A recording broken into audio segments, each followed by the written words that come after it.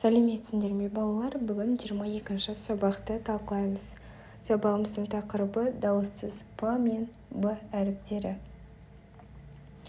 13-ші жаттығу бағандағы сөздерді оқы. Жауап, жауабы, есеп, есебі, алап, алабы, тәртіп, тәртібі, шөп, шөбі, сап, сабы. Сөздерді салыстырып, сөз соңындағы П дыбысы неліктен Б-ға өзгергенін айтып көр. Өз қорытындыңды төмендегі мәліметпен салыстыр.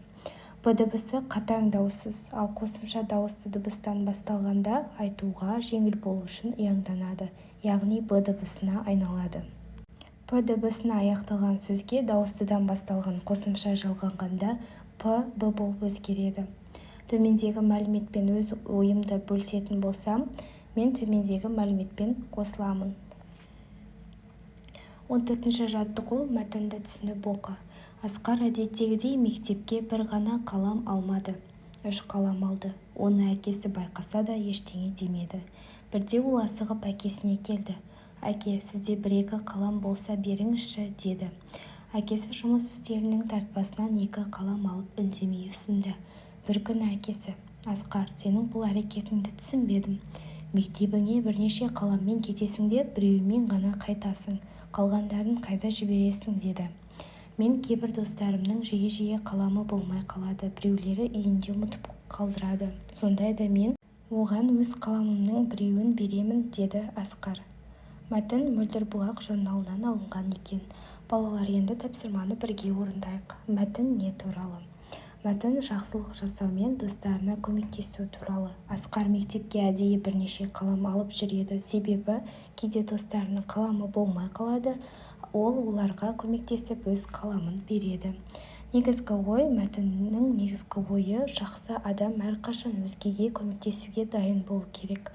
Асқардың ісі мейірімділік пен қамқорлықтың көрінісі. Балалар, егер сен Асқардың орнында болсаң не істер едің? Мен де Асқар сияқты істер едім. Егер достарымның қаламы болмаса, өзімнің артық қаламымды берер едім. Өйткені бөлісу достықтың және қайырымдылықтың белгісі. Қарамен жазылған сөздердің жазылуындағы өзгерістер. Бұл жерде мәтінде мектеп, мектебіне сөздері өзгеріс себебі сөздердің соңындағы қатаң дыбыстар кейін дауысты дыбыстыдан басталатын қосымшаға жалғанғанда ияңданып өзгереді. Мектеп, мектебіңе болып, Б қатаң және ияң. Қорытындылай айтатын болсақ, қатаң дауыссыз дыбысқа аяқталған сөзге дауыстыдан басталған қосымша жалғанғанда дыбыс ияңданады. Мысалы, П әріпі Б болып, К әріпі Г болып, Қ әріпі Ғ болып өзгереді. Балалар, 15-ші жаттығу сөйлемдерді көшіріп жаз. Мен кітапханаға жиі барамын. Онда кітап көп. Алған кітабымды таза ұстаймын. Қарамен жазылған сөздерді салыстыр. Бірінші сөз кітап. Сөзі П дыбысына аяқталып тұр, ал оған дауысты дыбыстан басталатын қосымша жалғанғанда П, Б болып өзгерген. Себебі П қатаң дауыссыз дыбыс.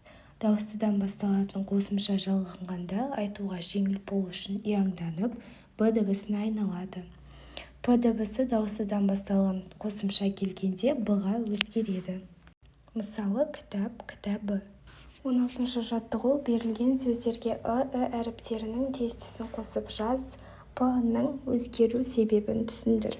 Мектеп, мектебі, қап, қабы, сабы, қолғап, қолғабы, шөп, шөбі, топ, тобы. Бұл сөздердің бәрі П дыбысына аяқталған. Қосымша дауысты дыбыстан басталғанда П дыбысы ияңданып Б дыбысына айналған. Себебі айтуға жеңіл болу және дыбыс үндестігін сақтау үшін қатаң П, ияң Б болып өзгереді. П дыбысына аяқталған сөзге дауыстыдан басталатын қосымша жалғанса, П дыбысы Б-ға айналады. Шығармашылық үзіліс. 17-ші жаттығу. Мектеп кітапханасында кітапқа тапсырыс беру нұсқаулығын толықтыр. Бірінші, кітапқа тапсырыс беру үшін кезек күт. Екінші, қажетті кітаптың атауын және авторын айт. Үшінші, кітапханашының рұқсатымен кітапты ал. Төртінші, кітапты алған уақытының мен қайтару мерзімін есіңе сақта. 5. Кітапты таза, ұқыпты ұста және уақытында қайтар. Балалар, сабақ түсінікті болса сау болыңдар. Менің каналыма тіркелуді ұмытпаңдар.